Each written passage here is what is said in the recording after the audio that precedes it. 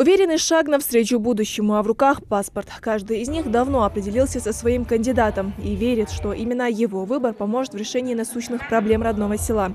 Местные жители делятся, что им нужен человек, который знает село и его проблемы. Только такой сможет помочь в их решении.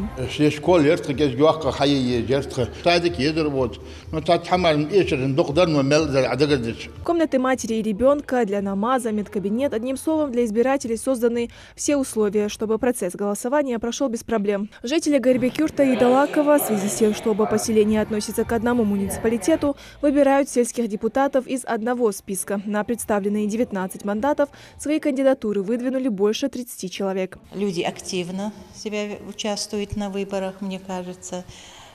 Большинство у нас 2 свадьбы в селе. Ну, во время, значит, как только привезут невесту, мне кажется, оставшаяся часть проголосует у нас. Этот праздник скрасили сегодня и свадебные кортежи. На этом участке перед тем, как вступить в новую жизнь, свой гражданский долг решили выполнить сразу 2 невесты.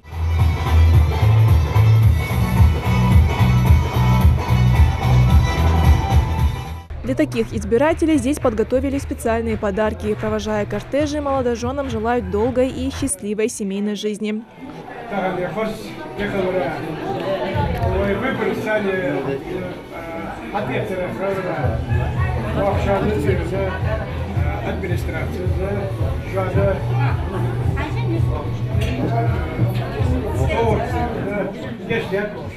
Старшие, опустив бюллетени, не спешат покинуть участок. Напоминают молодежи, на выборах не должно быть нейтралитета. От гражданской позиции каждого жителя зависит будущее села и региона.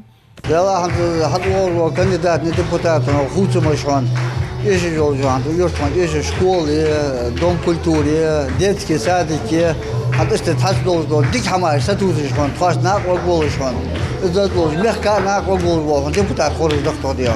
Помимо выборов депутатов в местное самоуправление, сегодня в регионе состоялись еще и выборы главы субъекта. Его выбирало Народное собрание. По итогам голосования им стал Махмуд Али Калиматов, которому Айна Кузикова посвятила стих.